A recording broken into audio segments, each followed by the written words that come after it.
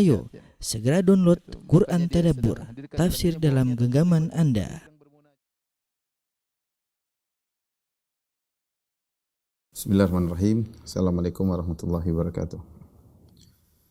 Alhamdulillahi ala ihsani wa syukru lahu ala taufiqihi wa amtinani. Asyhadu an la ilaha illallah wahdahu la syarika lahu ta'ziman li sya'ni. Wa asyhadu anna Muhammadan abduhu wa rasuluhu da'ila ridwani.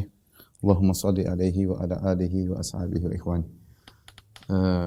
Para jamaah yang dirahmati Allah Subhanahu wa taala, jamaah Masjid As-Sunnah Bintaro yang dirahmati Allah Subhanahu wa taala. Kita melanjutkan bahasan kita tentang Al-Firaq Al-Islamiyah, dan pada pertemuan sekarang kita akan bahas tentang firqah Syiah Ar-Rafidhah, Syiah Ar-Rafidhah, ya. Apa urgensinya kita mempelajari firqah ini, ya? Ada beberapa hal yang membuat kita penting untuk mempelajari firqah ini. Yang pertama, sebagian ulama, di antaranya Ibnu Taimiyah rahimahullah taala, ya. Di antaranya Ibnu Taimiyah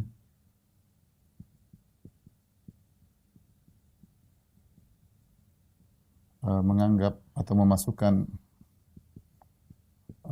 Rafidhah dalam keumuman Khawarij.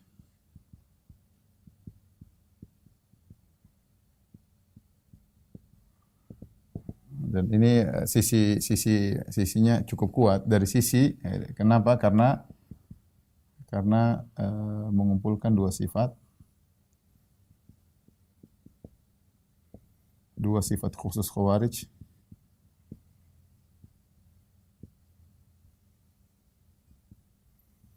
yaitu mudah mengkafirkan dan mudah membunuh kaum muslimin. Mudah mengkafirkan, mudah membunuh kaum muslimin. Dan sejarah membuktikan akan hal ini, dan sudah saya pernah tulis dalam buku saya, judulnya Sejarah Berdarah Sekte Syiah, ya. Dan bagaimana mereka dari generasi ke generasi mudah sekali membunuh kaum muslimin di luar golongan Syiah. Kemudian yang berikutnya, secara sejarah, maka Syiah adalah firqah kedua yang muncul setelah, nanti kita akan bahas insyaallah, setelah Khawarij. Jadi munculnya sudah lama, ya, kelompok Syiah ini. Kemudian berkembang, tadinya tidak begitu parah kesalahannya, semakin parah, akhirnya menjadi Syiah yang sekarang seperti Syiah Imamiyah, ya. Kemudian jumlah mereka yang sangat banyak,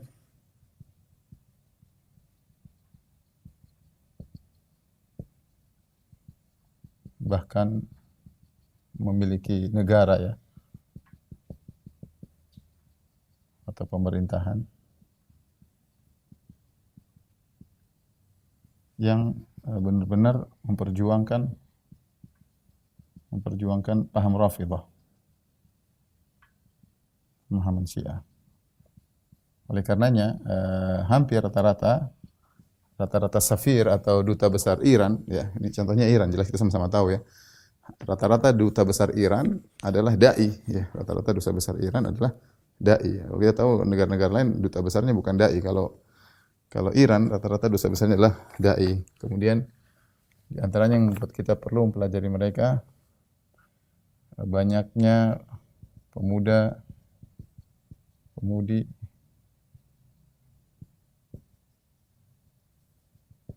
yang terpedaya, ya. Karena Syiah memberi kemudahan,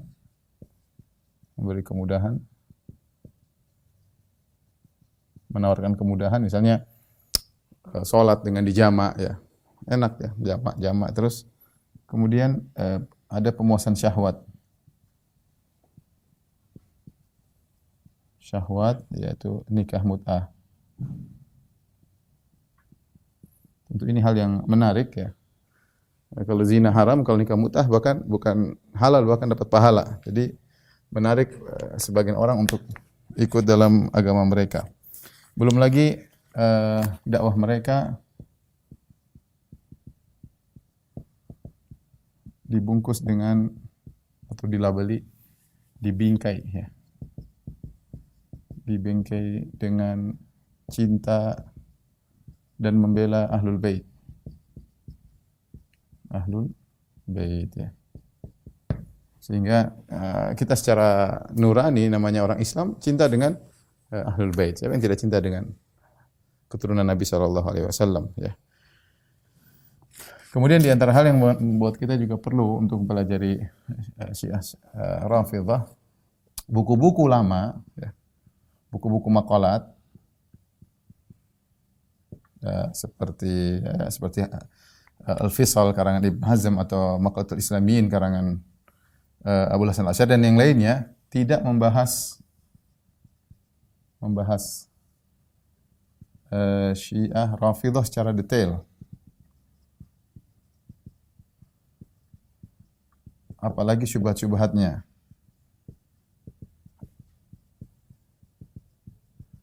Kenapa bisa demikian? Timbul pertanyaan, kenapa? Ya. Kenapa? Karena Syiah berkembang dan buku-buku utama mereka, buku-buku induk mereka belum muncul di zaman dulu, baru muncul belakangan ya, di zaman dulu. Sehingga para ulama tidak melihat langsung buku-buku Syiah seperti buku Al-Kafil Kulaini belakangan baru muncul. Usul Kafil Kulaini, Biharul Anwar Al-Majlisi dan banyak buku-buku ya, misalnya Istibsar, kemudian Tahdzib Lit-Tusi ya, itu baru muncul belakangan. Dahulu tidak ada. Man la yadhurul faqih karangan Al-Qummi itu baru muncul belakangan. Sehingga mereka hanya mendengar nukilan-nukilan ya, sampai di antara mereka ada yang salah memahami atau mereka sedang berbicara tentang Syiah Imamiyah di zaman dulu. Contoh apa namanya, atau bukti kurangnya literatur Syiah di zaman, tidak adanya literatur Syiah di zaman itu.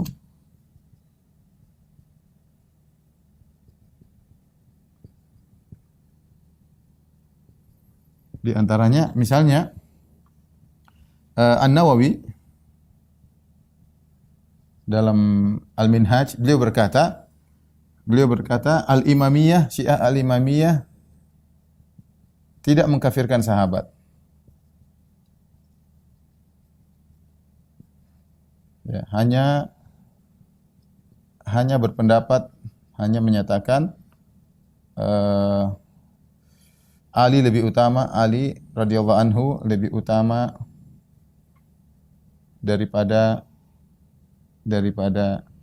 Syaikhain, itu Abu Bakar dan Umar radhiyallahu taala anhum.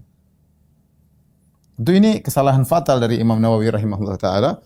Namun kita kasih uzur, Imam Nawawi mungkin imamiyah yang dia dapati sedang bertaqiyah.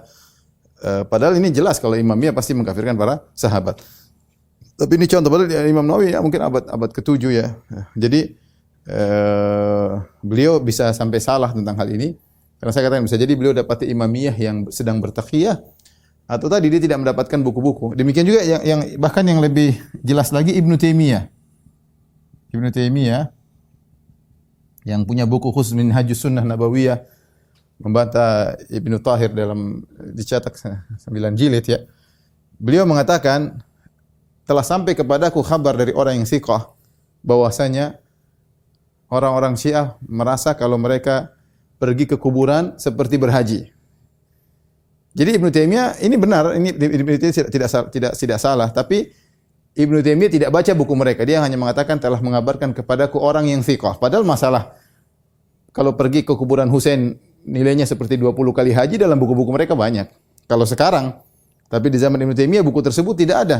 Ibnu Taimiyah tidak baca langsung, sehingga dia berkata, Ibnu Taimiyah mengatakan telah mengabarkan kepadaku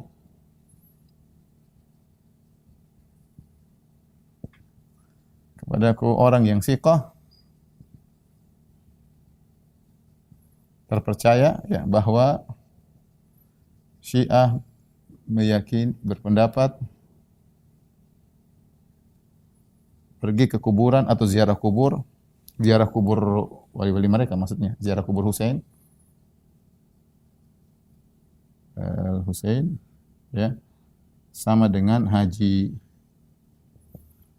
Mungkin kelihatannya tidak, kalau zaman itu aneh, kita pun dengar masa ziarah kubur seperti haji. Tapi kalau kita baca buku-buku mereka sekarang, jelas dalam buku mereka siapa yang ziarah ke kuburan Husain seperti 20 kali haji, bukan cuma sekali haji, 20 kali haji. Ini mengisyaratkan bahwasanya para ulama dahulu tidak membahas secara detail tentang Syiah karena tadi Syiah berkembang semakin parah dan sekarang semakin di puncak-puncaknya, dan mereka dahulu juga punya pemerintahan dari Fatimiyun, ya, dinasti Fatimiyun sampai kemudian sekarang Iran, negara Iran, ya.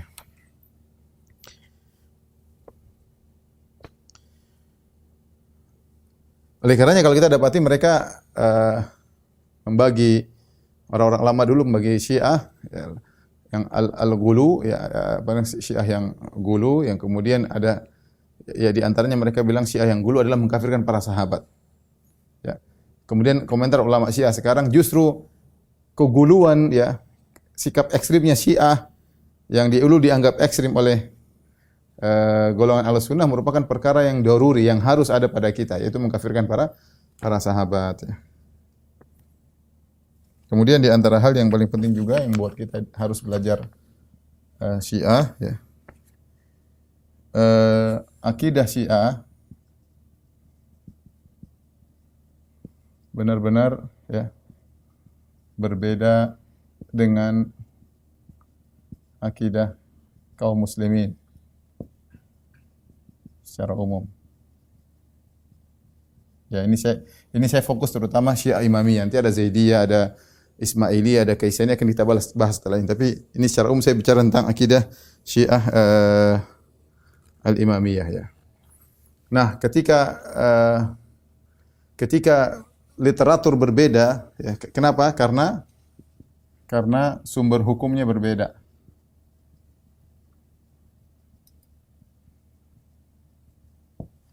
Kalau kaum muslimin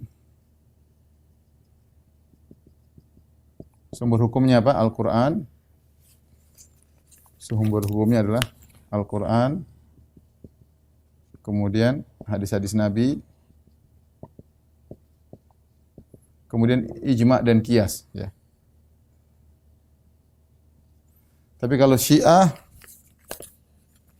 Imamiyah, Syiah, Rafidhah, sumber hukumnya adalah Al-Qur'an, itu pun tafsirnya sendiri, beda dengan tafsiran kita, itu pun kalau dianggap tidak didistorsi, tidak lengkap, karena banyak di antara mereka meyakini Al-Qur'an bermasalah, ya. Nanti akan kita bahas, ada pembahasan khusus.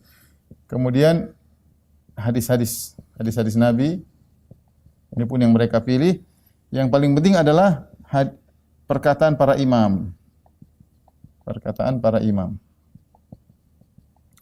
Yang perkataan para imam ini kedudukannya seperti hadis, ya. Ini kedudukannya sama seperti hadis. Seperti hadis Nabi. Kenapa? Karena mereka meyakini para imam maksum. Para imam maksum, tidak mungkin para imam salah. Ketika para imam maksum, maka konsekuensinya imam tersebut sama seperti Nabi, meskipun mereka tidak namakan dengan Nabi. Kenapa perkataan Nabi jadi dalil? Kenapa perbuatan Nabi jadi dalil? Kenapa pembenaran Nabi jadi dalil? Karena Nabi maksum, tidak mungkin salah.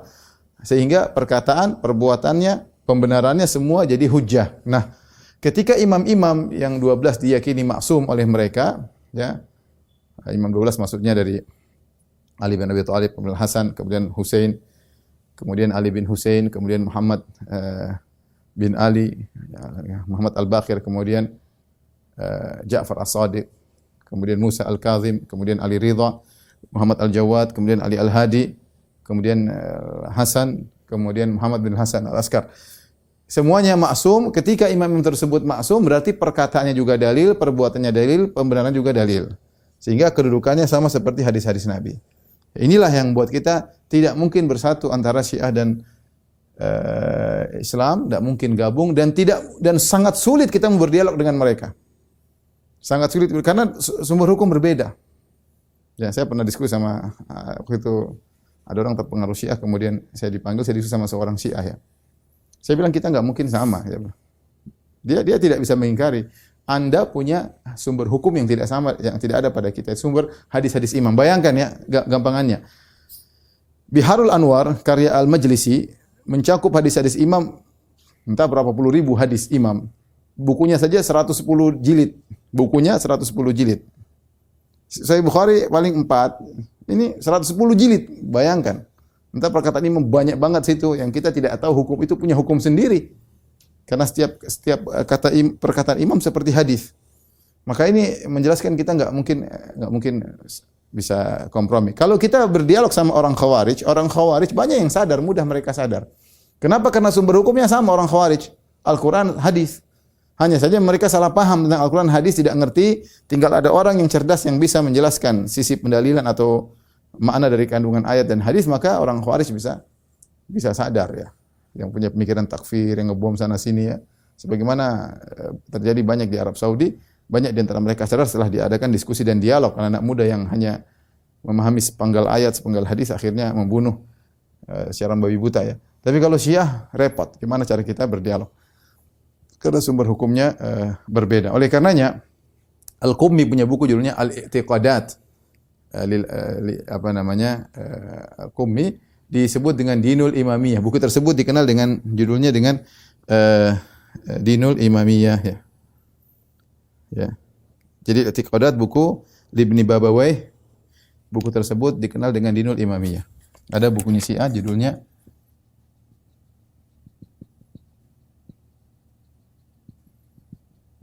Al-I'tiqadat karya Ibni Babawayh. Ini dikenal dengan judul bukunya Dinul Imamiyah. Agama Imamiyah. Ya, agama sendiri memang. Jadi seperti suatu agama sendiri yang harus kita pelajari untuk dalam rangka mendakwahi mereka, semoga mereka dapat hidayah. Taib. Dari sini makanya tadi kita kita ambil kesimpulan terakhir ya, tidak mungkin mendekatkan, dalam bahasa Arab takrib, apalagi menggabungkan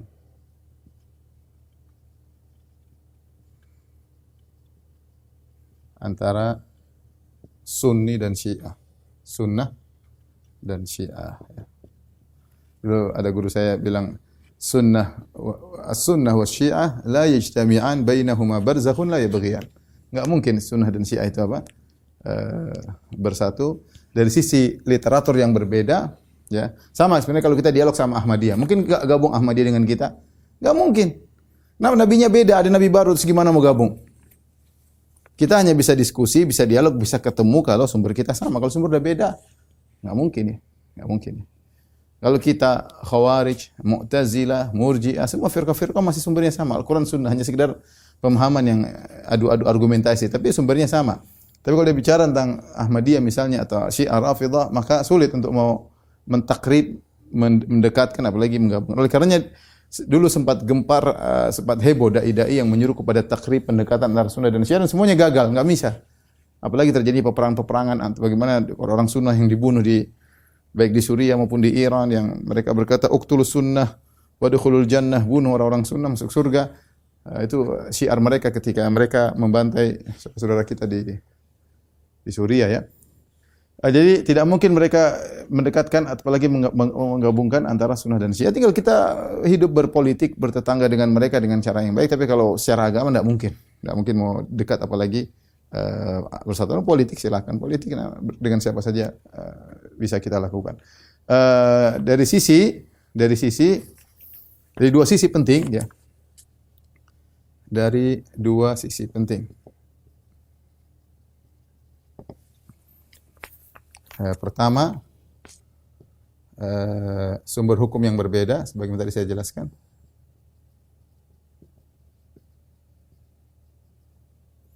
Yang kedua, agama Imamiyah, Syiah Imamiyah bertolak belakang kontradiksi dengan Ahlus Sunnah, dengan Islam lah gampangannya. Kenapa bisa kontradiktif? Karena Imamiyah meyakini yang berhak jadi imam adalah seluruhnya kerabat Nabi, Ahlul Bait. Sehingga mereka mengatakan kekhilafahan Abu Bakar tidak boleh sah, kekhilafahan Umar tidak boleh sah, kekhilafahan Utsman tidak boleh sah. Karena kalau mereka bilang khilafah Abu Bakar, Umar dan Utsman sah, maka buyar agama Imamiyah mereka. Maksudnya agama Imamiyah itu mereka meyakini agama di antara rukun iman mereka meyakini tentang keimaman 12 tersebut. Yang dimulai dengan imam pertama setelah wafatnya Nabi adalah Ali bin Abi Thalib, mendapatkan wasiat dan Nabi menaskan bahwasanya kalau saya meninggal yang jadi imam adalah Ali bin Abi Thalib. Berlanjut kepada Hasan, kemudian Husain dan seterusnya. Oleh karenanya, kekhilafahan Abu Bakar tidak boleh sah, kekhilafahan Umar tidak boleh sah, kekhilafahan Utsman tidak boleh sah. Karena kalau sah agama Imamiyah mereka buyar. Ya, dan bukan hanya tidak boleh sah, ini orang sahabatnya harus kafir karena mereka tidak membaiat Ali, ya. Karena mereka justru membaiat Abu Bakar yang merampas kekhilafahan dari Ali bin Abi Thalib radhiyallahu anhu ajma'in, dan inilah khurafatnya orang-orang Syiah. Sehingga tidak mungkin menggabungkan sunnah dengan Syiah karena sunnah agama Islam dibangun di atas pemuliaan terhadap para sahabat yang menukilkan kepada kita Al-Quran dan sunnah Nabi sallallahu alaihi wasallam. Agama Syiah dibangun di atas pengkafiran sahabat. Gimana mau gabung? Kita memuliakan, mereka menjatuhkan. Kalau mereka ngangkat sahabat, agama mereka buyar. Sahabat harus dikafir. Makanya di antara ibadah mereka maki-maki sahabat. Itu ibadah mereka. Mereka yata'abbaduna Allah bisabbis sahabat. Mereka beribadah kepada Allah dengan mencaci maki para sahabat. Kita sebaliknya. Kita beribadah kepada Allah dengan mendoakan para sahabat. Ya. Ya. Walladzina ja'u min ba'dihim yaquluna rabbana ighfir lana wa li ikhwanil ladzina sabaquna bil iman wa la taj'al fi qulubina ghillan lil ladzina amanu rabbana innaka ra'ufur rahim. Tapi ini di antara hal-hal yang mungkin menggambarkan urgensi kita belajar tentang Syiah. Setelah ini kita akan bahas tentang literatur Syiah dan juga sejarah Syiah. Tolong dihapus. Baik, ikhwan dan akhwat yang dirahmati Allah Subhanahu wa taala. Sekarang kita akan bahas tentang literatur Syiah yang menjadikan kita berbeda dengan mereka, ya. Ada dua model. Pertama, kutubut tafsir, kitab-kitab tafsir. Yang kedua, kitab-kitab hadis.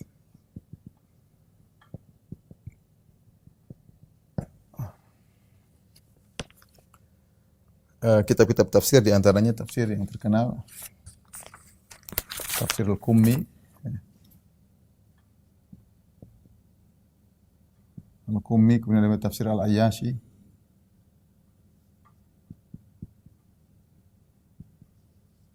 namanya tafsir Safi Al-Kashani. Di antara juga tafsir As-Safi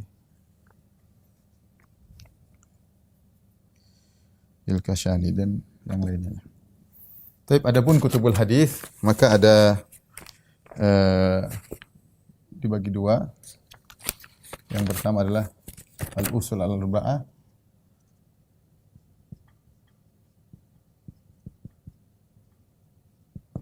empat buku usul, buku pokok. Kemudian Al-Arba'ah Al-Mudhafah, ya, empat buku tambahan.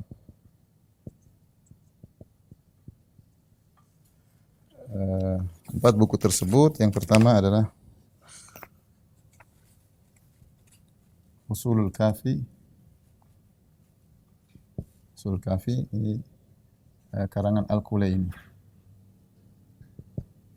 Kemudian yang kedua adalah At-Tahdzib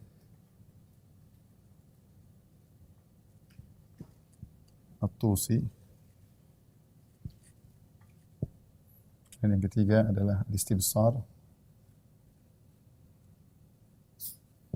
sama juga At-Tusi.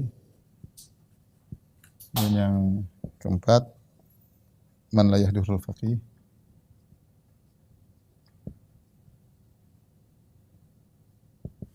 Ini karangannya Al-Qummi. Ini empat kitab hadis yang inti, ya. Usul Kafi saja berapa jilid, ya. Ada berapa? 4 atau 5 saya lupa ya, banyak ya. Kemudian 4 buku tambahan, di antaranya yang pertama Biharul Anwar Al-Majlisi.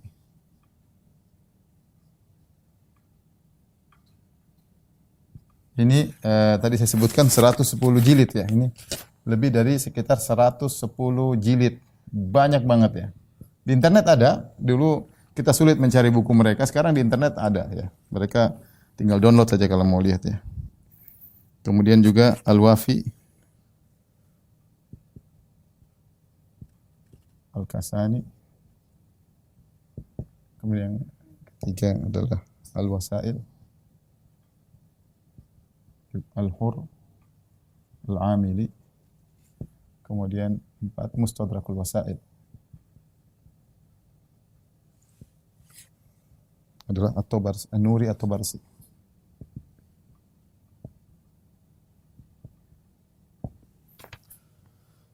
Taib, ini literatur Syiah. Nanti kan kita bahas bagaimana sikap mereka terhadap Al-Quran, sikap mereka terhadap hadis-hadis Nabi, yang semakin menguatkan kita nggak mungkin gabung dengan mereka. Tapi nanti pembahasan berikutnya insya Allah. Ini sementara saya jelaskan secara singkat. Ini semua kitab hadis-hadis apa? Kitab hadis-hadis imam. Hadis-hadis imam ya. Bukan. Hadis-hadis Nabi sedikit, nggak banyak. Ya. Intinya kebanyakannya adalah isinya hadis-hadis imam. Ini yang membuat kenapa? Karena imam maksum. Tidak mungkin salah, sehingga kedudukan hadis-hadis imam itu sama seperti hadis-hadis Nabi sallallahu alaihi wasallam. Bicara tafsir, isinya ngawur-ngawur ya. Ya, isinya ngawur-ngawur. Misalnya sederhana ya. Daraballahu mathalan lil ladzina kafaru imra'ata Nuhin wa imra'ata Lut. Wa daraballahu mathalan ladzina amanu imra'ata Fir'aun id qalat rabbi ibni li 'indaka baitan fil jannah. Allah memberi perumpamaan tentang istri Fir'aun. Kata mereka, saya nukil dalam buku saya 33 Banyolan Akidah Syiah. Istri Fir'aun maksudnya istrinya maksudnya Ruqayyah, Fir'aunnya maksudnya Utsman. Coba enggak nyambung ya. Ruqayyah dengan Utsman ya. Nafsir repot. Innallaha ya'murukum an tadhbahu baqarah. Allah menyuruh untuk nyembelih baqarah. Ada yang mengatakan al-baqarah maksudnya Aisyah. Enggak nyambung, susah. Kita bicara dengan mereka. Misalnya kuntum khaira ummatin, kata mereka kuntum khaira a'immatin. Enggak nyambung. Kalian umat terbaik, kalian imam-imam terbaik, dibawa kepada mana? Imam-imam. Kalau kita baca tafsir mereka, aduh repot. Benar-benar tidak nyambung ya. Tapi intinya inilah literatur mereka yang kita simpulkan nggak mungkin kita nyambung dengan mereka, nggak mungkin. Kita punya buku Sahih Bukhari, mereka nggak pakai. Sahih Bukhari, Sahih Muslim nggak dipakai ya. Pakai Al-Quran saja menurut mereka tidak lengkap. Taib, sekarang kita bahas tentang sejarah munculnya Syiah. Tarikh Syiah ya.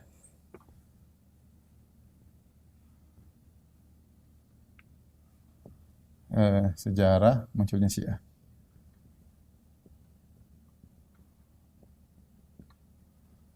Sejarah munculnya Syiah ada 2 versi. Secara umum ada 2 versi. Pertama versi Syiah. Kemudian versi selain Syiah ya. Versi selain Syiah. Maksudnya Ahlus Sunnah dalam makna umum itu Ahlus Sunnah. Kalau makna umumnya adalah lawan Syiah semua, mau Mu'tazilah, Syairah, mau Salafiyah, mau apa saja Ahlus Sunnah kalau dibandingkan dengan Syiah ya. Versi selain Syiah. Adapun versi Syiah, mereka mengatakan mereka ingin menyatakan bahwasanya Syiah sudah ada sejak dulu ya. Ada beberapa pendapat di antaranya, pendapat di kalangan mereka. Saya ajak kawan-kawan kalau di internet ada buku karangannya Nasir Al-Kifari tentang Syiah. Bagus ya, jadi dia bahas. Ada 2, saya punya 1 buku. Saya lupa penulisnya, yang satunya Nasir Al-Kifari, Dr. Nasir Al-Kifari, dia salah S3, disertasi di Jamiatul Imam Muhammad bin Saud ya. Bagus tentang masalah Syiah, dan kita akan banyak mengambil dari buku tersebut dan buku satunya juga ya. Pendapat di kalangan mereka.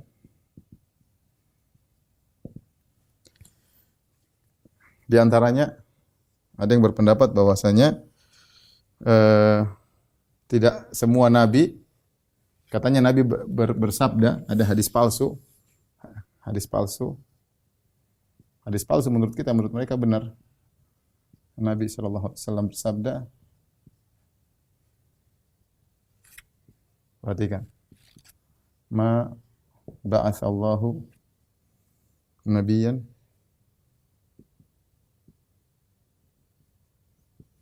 illa waqad da'ahu ila wilayatika.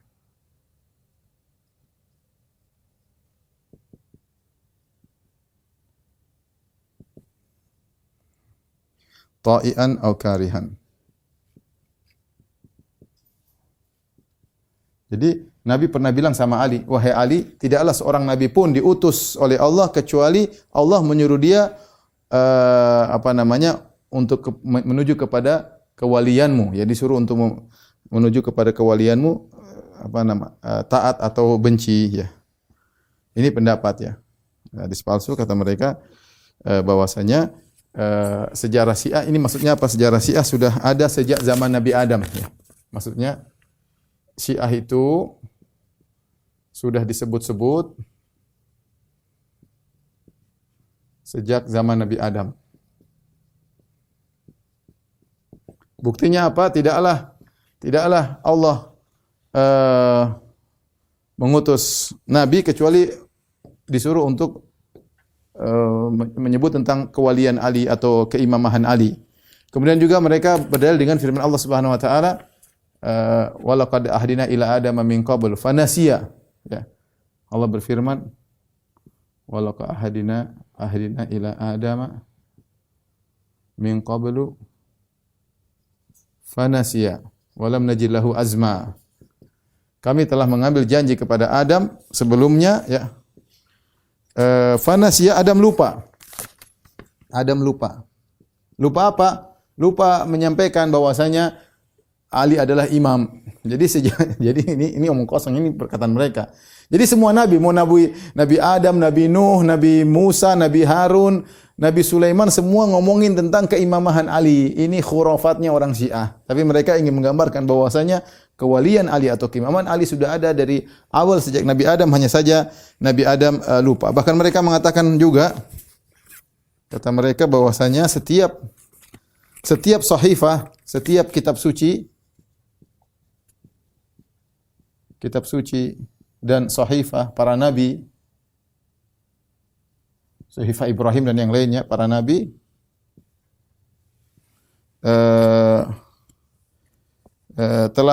telah termaktub tentang keimaman Ali.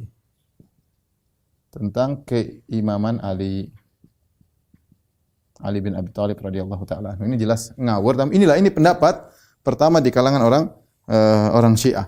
Pendapat kedua, ini pendapat pertama.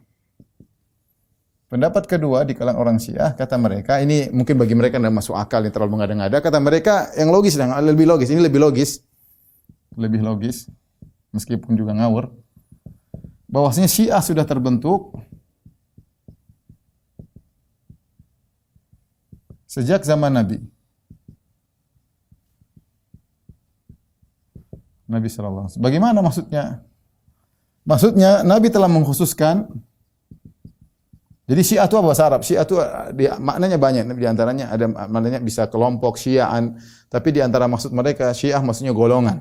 Wa inna min syi'atihi la Ibrahim, di antara contohnya mereka menafsirkan ayat tentang bahwasanya para nabi adalah penolong Ali, kata mereka wa inna min syi'atihi la Ibrahim. Padahal maksudnya di antara yang mengikuti Nabi Nuh adalah Ibrahim. Kata mereka di antara yang mengikuti Ali adalah Ibrahim. Enggak nyambung.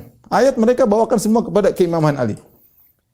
Jadi mereka mengatakan pendapat kedua lebih logis sedikit. Syiah sudah terbentuk di zaman Nabi, yaitu Nabi telah menentukan Syiat Ali. Syiat maksudnya penolong, para penolong Ali. Siapa mereka itu? Ali bin Abi Thalib. Ada sebagian sahabat, maksudnya adalah siapa? Al-Miqdad bin Al-Aswad. Kemudian Ammar bin Yasir. Kemudian Abu Dzar Al-Ghifari. Nah, inilah sahabat-sahabat ya. Salman Al-Farisi. 4 orang. 1, 2, 3, 4. Inilah sahabat-sahabat yang sudah Nabi tentukan kamu menjadi syiatnya Ali. Jadi sudah dibentuk sejak zaman Nabi sallallahu alaihi wasallam.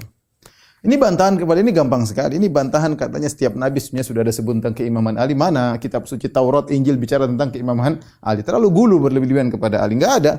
Ali radhiyallahu anhu orang yang sangat mulia dijamin surga, tapi tidak ada Nabi Adam disuruh Nabi Adam lupa. Ini tafsir ngawur ya. Jadi di sini antum bisa tahu bagaimana yang bukan masalah ayatnya tapi tafsirnya ngawurnya yang repotnya. Tapi pendapat yang kedua juga tidak logis. Kenapa tidak meskipun lebih logis dari pertama tapi juga tidak logis. Kenapa tidak logis? Jawabannya Syiat ini ya, bantahan kelompok ini tidak ada wujudnya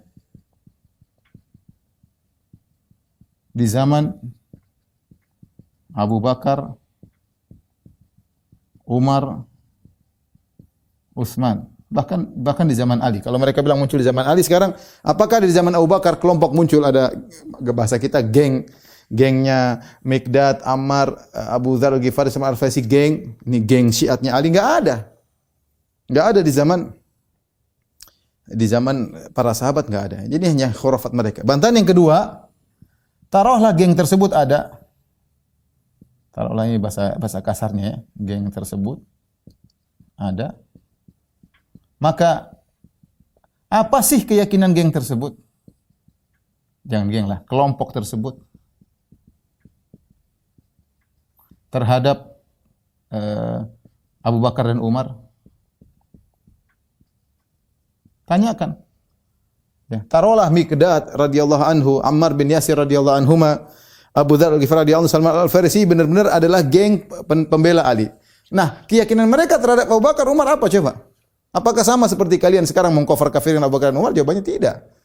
Jadi ini hanyalah khurafat mereka ya. Ini tidak benar. Syiah bukan muncul sejak zaman Nabi Adam dan Syiah juga tidak terbentuk di zaman Nabi, di zaman Abu Bakar tidak ada. Terus kapan Syiah muncul? Menurut versi Ahlus Sunnah maka ada beberapa pendapat ya. Namun yang kuat bahwasanya ya, ada yang mengatakan semenjak perang Jamal, kemudian perang Siffin, maka situlah mulai terbentuk Syiatnya Ali. Ya, Syiatnya Ali.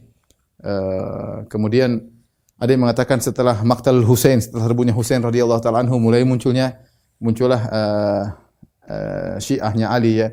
Tapi yang benar wallahu a'lam bishawab, benih-benih Syiah muncul ya.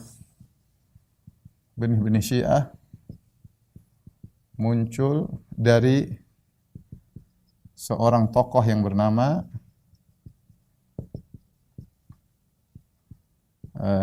Abdullah bin Saba yang dinisbahkan kepadanya firqah Syiah Sabaiyah, disebut juga Ibnu Sauda. Ya, Abdullah bin Saba ini adalah tokoh kontradiktif di antara Syiah sendiri dan di antara Syiah dan Ahlussunnah. Sebagian Syiah menolak, mereka mengatakan Abdullah bin Saba ini fiktif, tidak ada, ini cuma khayalan. Tetapi sebagian Syiah menerima, bahkan mereka mengatakan ya memang ada. Kita harus mengakui bahwasanya Abdullah bin Saba ada karena sejarah membuktikan bahwasanya tokoh namanya Abdullah bin Saba ini ada, datang dalam riwayat. Di antara yang nulis misalnya Syekh Sulaiman Al-Audah, bukan Salman, Sulaiman Al-Audah punya buku tentang hakikat Abdullah bin Saba dan dia menjelaskan dengan dalil yang qat'i bahwasanya Abdullah bin Saba ini adalah tokoh bukan fiktif, dia ada. Siapa Abdullah bin Saba ini? Dia adalah seorang Yahudi dari Yaman. Yahudi dari Yaman ya. Yahudi dari Yaman masuk Islam. Sehingga kemudian dia melakukan kerusakan ya. Dan dia sudah muncul sejak zaman Utsman. Dia pergi ke kota-kota memprovokasi orang untuk memberontak terhadap Utsman dan provokasinya berhasil. Ya, provokasinya berhasil ya. Kemudian dia melanjutkan dengan membentuk benih-benih pemikiran Syiah. Karena dia Yahudi, dia punya ide-ide seperti untuk dia tanamkan kepada orang-orang Syiah, seperti meyakini akidah wasiat, bahwasanya Rasulullah SAW berwasiat untuk mengangkat Ali sebagai pemimpin kalau dia meninggal, sebagaimana Musa berwasiat kepada Harun. Ya, sebagaimana Musa berwasiat kepada Harun ya. Jadi Inilah yang kata para ulama, Abdullah bin Sabah seorang Yahudi masuk ke dalam Islam untuk merusak Islam ya, untuk merusak Islam. Sebagaimana kata mereka, Paulus masuk ke dalam Yahudi Nasara untuk merusak, membuat akidah-akidah yang syirik dalam akidah Nasara. Taib, kemudian berkembanglah, tetapi ingat ya. Syiah yang pertama kali muncul ya tidak mengkafirkan Abu Bakar dan Umar. Itu muncul belakangan ya. Sebagian mereka hanya meyakini bahwasanya Ali lebih utama. Tapi tidak ada mengkafir-kafirkan. Tidak ada mencela, mencaci maki Ali, Abu Bakar dan Umar, tidak ada. Cuma mereka pertama kali bahwasanya Ali lebih utama daripada Abu Bakar dan Umar ya. Ya, Syiah yang pertama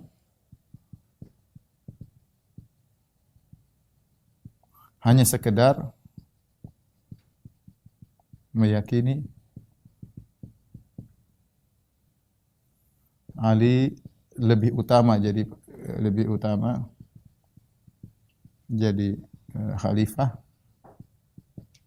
daripada Abu Bakar dan Umar. Tapi tidak ada caci maki, tidak ada apa namanya? Tidak ada apalagi mengkafirkan. Nah, itu nanti muncul belakangan, belakangan. Ya, nanti kemudian muncul lagi berkembang mulai mencaci maki Utsman. Mulai berkembang akhirnya mencaci maki Abu Bakar dan Umar. Ya. Dan benih-benih ghulu berlebih-lebihan kepada Ali sudah ada dalam sanad yang hasan sebagaimana disebut oleh Ibnu Hajar rahimahullah di zaman Ali bin Abi Thalib ada sekelompok orang yang menganggap Ali sebagai Tuhan. Ada nilai-nilai Tuhan dalam diri Ali sehingga Ali membakar mereka. Ali membakar mereka dan mereka ketika dibakar mereka semakin yakin Ali adalah Tuhan karena tidak ada yang menyiksa dengan api kecuali Tuhan ya. Tapi ini jadi kalau kita katakan Syiah tidak ada di zaman Abu Bakar benar, Syiah tidak ada di zaman Umar benar, di zaman Utsman muncul belakangan, di zaman Ali itu pun masih dalam bentuk sederhana ya. Kemudian berkembang semakin parah dan akhirnya muncul Syiah model sekarang yang mengkafir-kafirkan para sahabat yang meragukan keotentikan Al-Qur'an dan lain-lain. Tolong dihapus, kita bahas firqah Syiah sebentar insyaallah taala. Tapi kita bahas tentang firqah Syiah ya.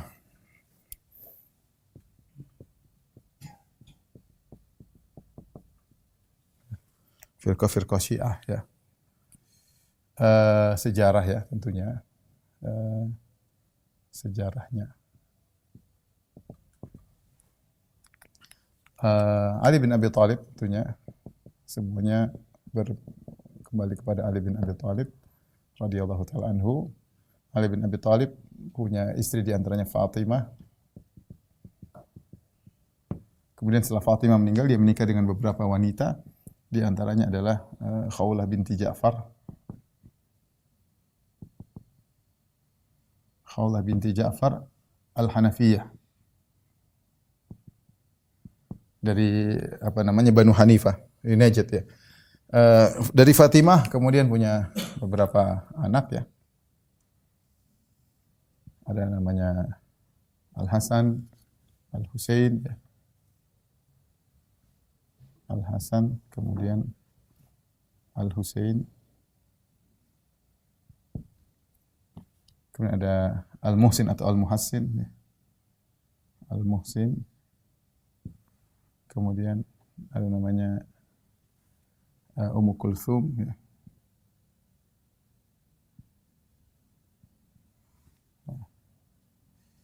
Baik, adapun Al-Hasan maka ya kita tahu meninggal diracun ya. Baik, Al-Husain radhiyallahu taala anhu ya. Adapun dengan Khawlah maka punya anak namanya Muhammad Ibnul Hanafiyah. Disebut Al-Hanafiyah nisbah kepada ibunya Muhammad Al-Hanafiyah untuk membedakan bahwasanya dia bukan anaknya Fatimah, bukan anaknya Fatimah ya. Taib Al-Husain ya punya anak namanya Ali bin Husain. Sebentar, Al-Husain menikah di antaranya punya anak namanya Ali bin Husain.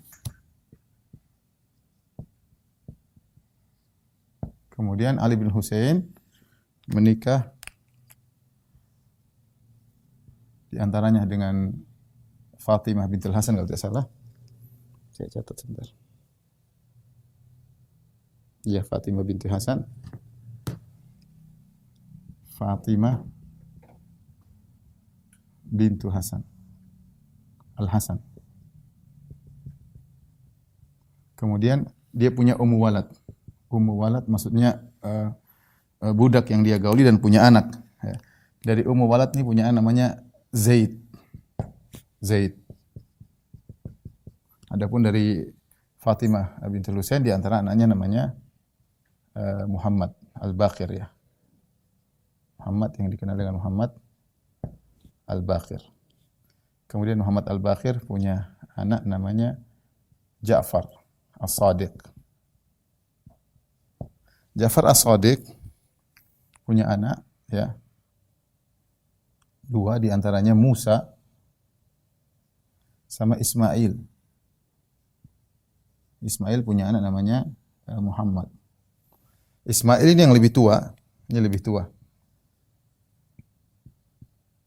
Lebih tua, hanya saja dia meninggal.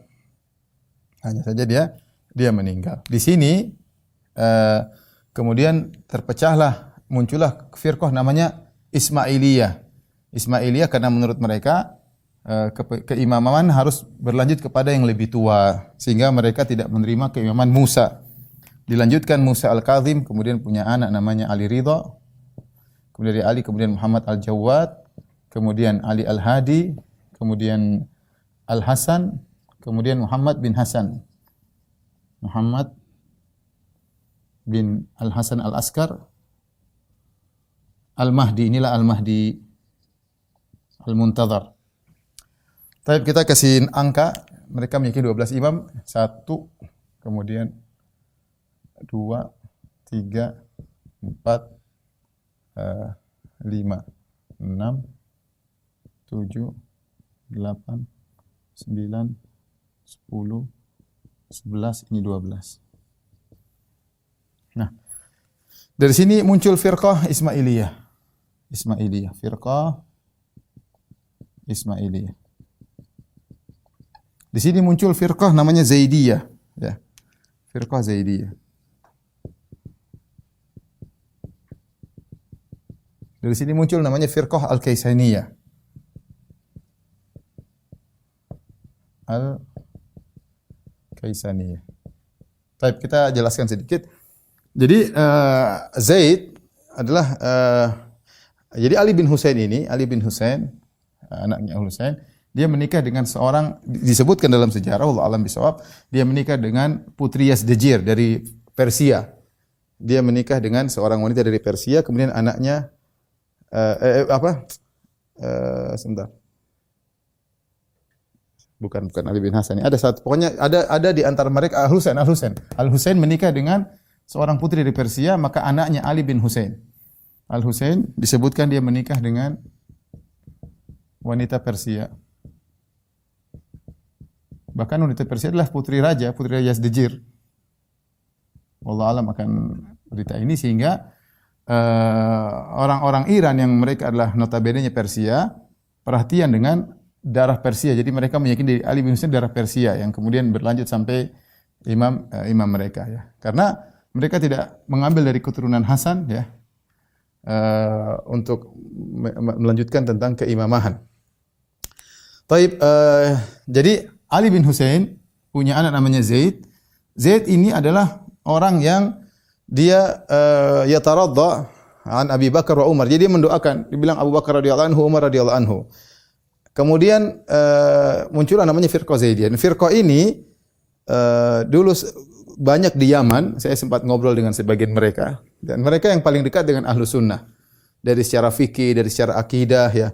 Cuma waktu mereka ngobrol, memang kalau sudah bicara Muawiyah mereka agak berbeda. Tapi kalau misalnya Aisyah, ibunda mereka radhiyallahu anha, kata mereka kalau Muawiyah enggak dulu.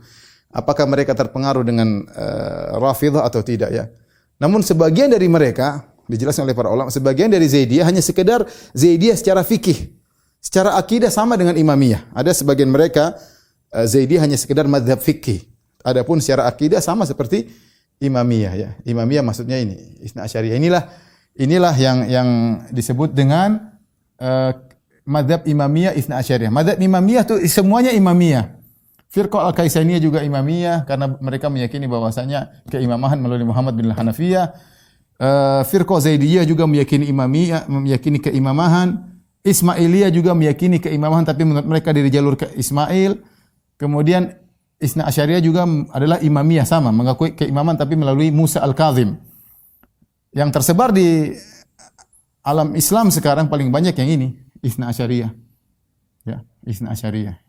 Yang meyakini 12 imam yang di Iran, yang tersebar di Indonesia, yang tersebar di Irak dan yang lainnya. Ya. Ismailiyah ada di daerah Saudi kalau nggak salah di daerah Najran ya. Dan dari Ismailiyah ini muncul firqah-firqah yang lain, mazhab Batiniyah. Dari Ismailiyah muncul beberapa firqah, di antaranya seperti Al-Qaramitah ya. Itu dari kemudian Al-Fatimiyun. Ya. Ini juga dari Ad-Duruz ya. Ini semua adalah mazhab batinah, kebatinan. Mereka punya tafsir batin semua dari Ismailiyah ya. Muncul firqah-firqah yang Qaramiton yang pernah membunuh jamaah haji, kemudian mencongkel Ka'bah, bawa lari Ka'bah sampai mereka pegang 20 tahun lebih kalau nggak salah. Kemudian mereka kembalikan dari Ka'bah yang telah mereka curi dan mereka membunuh jamaah haji, mereka masukkan dalam sumur Zamzam, perbuatan Al-Qaramitah ya. Jadi ini sekilas tentang apa namanya. Adapun firqah Kaisaniyah ini setelah Al-Husain meninggal dunia, setelah Al-Husain terbunuh, saudaranya Muhammad bin Hanafiyah, maka muncul seorang namanya Mukhtar bin Abi Ubaid Ats-Tsaqafi.